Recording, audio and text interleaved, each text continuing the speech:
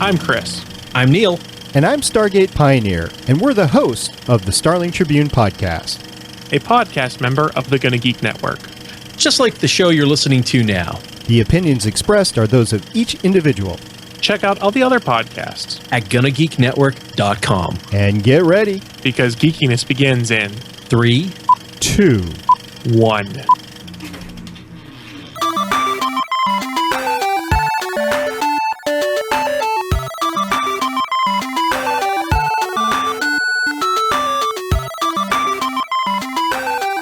Hello everyone and welcome to episode 19 of Nerd Alert News. It's hard to keep on top of all the nerdy news that floods the internet on a daily basis, but that's where this show is going to come in.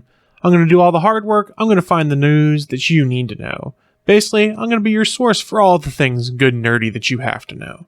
Before we roll into the headlines, things like that, just did want to, on a personal note, bring up the fact that it is Snowzilla here on the East Coast. And for those that aren't familiar, it's been dumping anywhere between a foot to 2.5 feet worth of snow where people might live.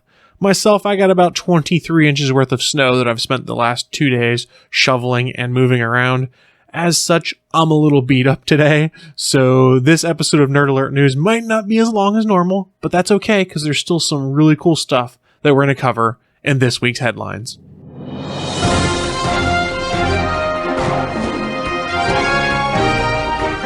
The first story comes courtesy of Vox Media, and I'm sure you've probably all heard it by now. Star Wars Episode VIII has been delayed. The original release date was slated for early May 2017. The movie has now shifted to December 15th, 2017. The delay was announced on the 20th of January, but it's not necessarily a bad thing. It doesn't mean the movie's behind schedule. A lot of people are theorizing it could be an attempt to recapture the holiday box office. We all know The Force Awakens made a crap ton of money over the holidays. They could be trying to do the exact same thing with Episode VIII. Inconveniently for Disney, sliding Episode VIII to December opened up their release date in May for the latest Pirates of the Caribbean movie, the 6th one, if you can believe that. I had no idea there were 6 Pirates movies now. It makes me feel a little old.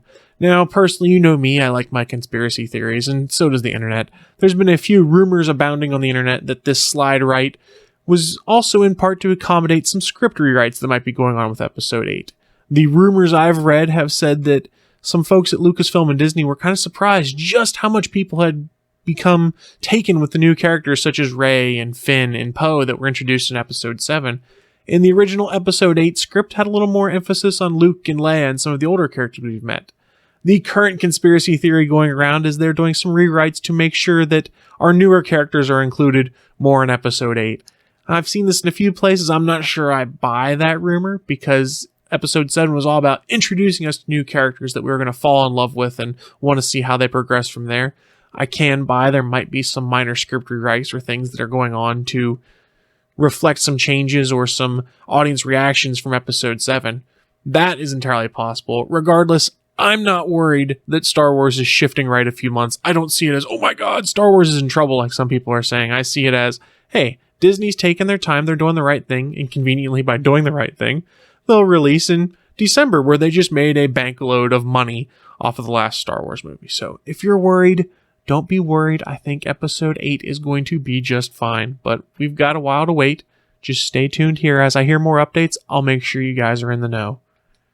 We're going to stick on the topic of movie release dates with this next one. If you guys have been paying attention, you might have known that Avatar 2, James Cameron's long been talking about. There's been rumors it's going to be an underwater deep sea voyage in the Avatar world.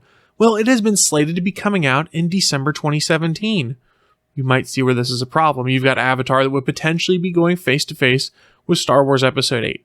Well, that's not happening anymore, according to a story from The Verge that has said that Avatar 2, not slated for 2017 anymore. Last year, James Cameron pushed back the release date of the Avatar sequel to the end of 2017, and now a year later, from its original release date, it looks like that's not going to happen either. 20th Century Fox has supposedly scrapped the December 2017 plan. Now, the studio never officially announced a release date for the movie, but James Cameron had suggested last year it would be finished by the end of 2017. There's no word yet on when the actual release date will be, or what's going on with the other 2 of Avatar's 3 planned sequels. Now, part of me wants to go, maybe they're a little scared of this whole Star Wars thing, because this news came out on January 22nd. We got the announcement that Star Wars was sliding right on the 20th. If I were James Cameron, I don't know that I'd want to put Avatar up against Star Wars Episode 8, and this is not me taking a chance to dog Avatar. It was not my favorite series. I know a lot of people enjoyed it. It's got records for the biggest box office ever, things like that. But, here's something to consider. How often do you hear people talk about Avatar now? It seems almost like it was cultural lightning in a bottle, and people have kind of forgotten about it. Now, I know it's on Blu-ray. People occasionally go back and rewatch it, but it's not like Star Wars or some of these other big blockbusters where people are still talking about it to this day. I know it's a meme I saw on Facebook, but I think it's kind of appropriate here, is made a ton of money, but go ask someone on the street, hey, what's a quote you remember from Avatar? And people don't really remember. They remember the spectacle of it, how it was beautiful on screen, how the 3D was presented so well. And honestly, it's the best 3D presentation I've ever seen, but it doesn't have that cultural sticking power that you've seen with some other movies out there. So from my standpoint, Avatar 2 sliding right, it doesn't surprise me. James Cameron slides things until he feels they're ready. But I don't really care, and maybe that makes me a bad geek, but while I enjoyed Avatar when it came out, I've kind of forgotten about it like a lot of other people. I keep hearing the rumors, Avatar 2 is coming. I go, okay, that's great, but Avatar 1, while it was a fun experience, a fun ride, it's not a great movie to me. It's just a fun summer popcorn movie that really hasn't stuck with me at all. And there are other summer popcorn movies that have, so I'm not super bummed, and I'm not really surprised. I'm going to be very curious whether we ever get any of these 3 planned Avatar sequels. And if I hear anything, I'll make sure they come up in a future episode. So the final headline story comes courtesy of Comic Book Resources. The story here is that Steve Rogers is set to return as Captain America. So a little backstory, if you didn't know, who the current Captain America is in the comics. Sam Wilson, the former Falcon, took over as Captain America in a highly publicized story earlier last year, back in July of 2014. You might have seen Marvel Chief Creative Officer Joe Quesada on the Colbert Report to announce this. In the comic storyline, Steve Rogers lost the super soldier serum that gave him his age-defying vitality. And what happened then? Age basically caught up with him, and he rapidly aged to what he should have been. Now don't worry, he's been an active player in the Marvel Universe since then. He's played large parts, but he hasn't been Captain America. He handed the title and the shield over to his longtime partner, the Falcon, Sam Wilson. So it was announced that Steve Rogers will return as Captain America this summer on the Marvel's Captain America 75 Heroic Year special that aired on ABC. So, it's probably not much of a surprising move. We all know Captain America Civil War coming up in May, so it kind of makes sense. Let's put Steve Rogers back behind the cowl. Let's make sure that he's Captain America. So Steve's going to star in a new Marvel series called Captain America Steve Rogers. The creative team is going to be Nick Spencer with artist Jesus Saez. But don't worry, current Cap Sam Wilson is going to keep his role as Captain America. Spencer is also going to remain as the writer of Captain America Sam Wilson. What this means now? There's going to be 2 Captain America books. Again, probably pretty awesome for Marvel when they have a Captain America movie coming out that features both Sam and Steve Rogers very heavily. Makes sense from that regard. As for how Rogers is going to return as Captain America, Spencer teased that something happens that restores Steve to full vigor during an upcoming Marvel crossover. Yes, another crossover. We just got out of one. There's another one coming up. It's called Avengers Standoff. Additionally, Spencer disclosed that Rogers will remain a leader of Unity Squad and Uncanny Avengers, that Shannon Carter and a few other faces from Steve Rogers' past will be cast members in the new series. And one last interesting point on this. Not only is Sam Wilson going to stay in the Captain America role, he's going to hold on to the iconic shield that we see Steve Rogers with so often, and we've seen him use in the movies. Meaning that Steve's going to have to get a new one. And if you look at some of the promotional artwork that has been shown off for the new Captain America series, it's very much inspired by Cap's World War II era shield, which I think is a great classic look. If you haven't seen it for yourself, but you have seen the Captain America movies, it's basically the shield that Cap uses when he's on stage doing the Captain America song and dance routine.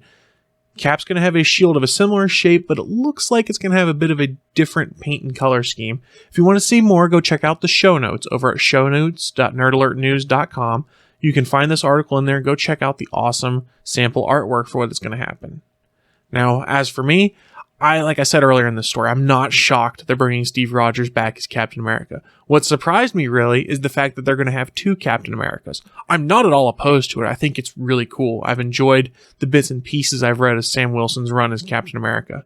And like I said earlier in this story too, If you're Marvel, having 2 Captain America books when a big Captain America movie comes out, probably going to help you sell some more comics, some additional comics to folks. I think it's a win-win for everyone. You get Cap back in a role that everyone wanted him in, because it's just tough seeing Cap sit on the sidelines and be an older guy. Now we get a younger Cap with all his abilities back and out there fighting the bad guys again. I'm all for this. I cannot wait to read it when it comes out soon. Hopefully, everyone else is with me and this gets a lot of sales. The featured story this week comes courtesy of Bleeding Cool, where they're hearing rumors that DC Comics is about to reboot the New 52 yet again. That's right, another reboot for DC. I can't say anything too bad though. Marvel just did a reboot also. But for those that aren't familiar, they just recently, as in a few years ago, rebooted the DC universe into the New 52, where they had 52 brand new books and an all-new continuity. Bleeding Cool has run a number of stories about upcoming changes expected after the publication of issue number 52 of the current crop of books. Well, current crop of books that originated with the first New 52. There have been a few books that have been canceled in that time period. But what they're hearing is when the New 52 hits issue number 52, there's going to be a relaunch all over again. This would take place in June. The sources that Bleeding Cool has reached out to say there's a top-down change that's filtered through the publisher, which will see another relaunch with everything getting new number 1s in June. Everything that survives, that is. So here's where it gets interesting. They're going to be mixing things up, and they're going to do something very similar to what Marvel's done, and they're going to be publishing more books based off the things they have movies coming out for. By that, Bleeding Cool has heard the line is going to be dominated with more Batman, Superman, Wonder Woman, Harley Quinn, and Suicide Squad-related titles. Makes sense because that's what you've got coming out this year. Starting in March, you get Batman v Superman, Dawn of Justice. Then you're going to have Suicide Squad later this year. Those feature all of the characters that were just mentioned there. Now, don't be scared, though, if you're a fan of some of the other stuff. They've also heard that anything tying in with a film and or TV show will be okay. So Flash, Green Arrow, those should be okay. They haven't heard anything about Green Lantern yet. Now, this is all rumors. This is all rumors that Bleeding Cool has tracked down. There's no guarantee this is going to happen. But you know, you just rebooted the universe a few years back. It's really tough to reboot again after that. And for those that don't remember, there was a lot of fanboy pushback on the New 52 because they took things and just did away with them. For instance, Lois Lane and Superman / Clark Kent no longer married in the New 52. Things like that. Batman had only existed for about 5 years in the New 52. Now, Marvel's done similar. You've probably heard me complain before about the fact that Spider-Man and Mary Jane's marriage was erased by a reboot. It wasn't actually a reboot, I guess. More of like a Deus Ex Machina where they signed a deal with the devil. But I personally am not a fan of reboot just for reboot's sake. If you're rebooting to try and give everyone a new launching point or to try and fix things that have gone wrong, I'm okay with it. But the New 52 reboot was only a few years ago. It just seems very, very soon to reboot again. And I wonder what the fan reaction is going to be if it does end up coming true. I don't want to speculate too much and cast a bunch of curse words towards them because it hasn't been confirmed yet. But it does seem like something that would happen. Like, remember what I said earlier. The books that are being emphasized are ones that tie in with the movies. From a marketing standpoint, it makes a lot of sense. As we hear anything more about this reboot, I'll make sure I bring it up in future episodes of Nerd Alert News.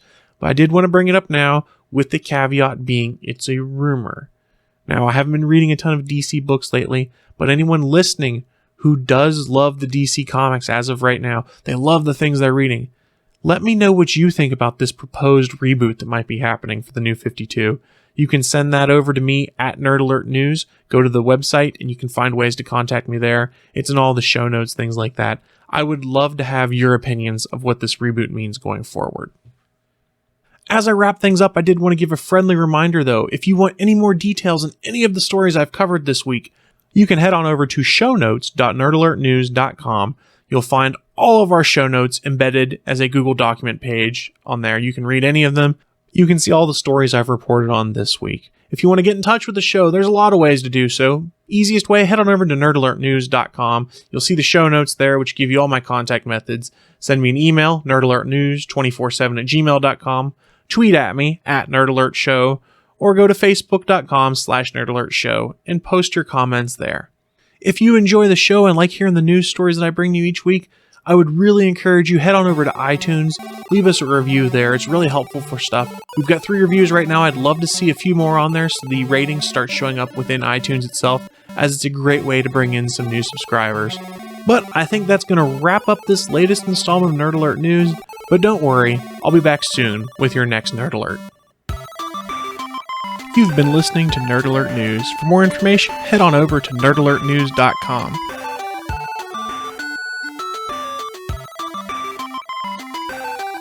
The music used in this show is produced by Kevin MacLeod and can be found at incompetech.com.